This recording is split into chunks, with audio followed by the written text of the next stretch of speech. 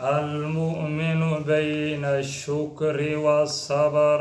المؤمن بين الشكر والصبر. عن سهيل بن سنان رضي الله عنه قال عن سهيل بن سنان رضي الله عنه قال قال رسول الله صلى الله عليه وسلم قال رسول الله صلى الله عليه وسلم عجبا لأمر المؤمن عجبا لأمر المؤمن إن أمره كله إن أمره كله له خير له خير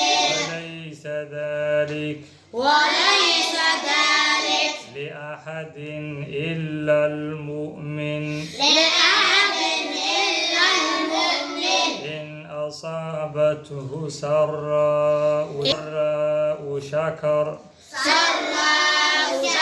فكان خيرا له فكان خيرا له وإن أصابته ضراء وإن أصابته ضراء صبر فكان خيرا له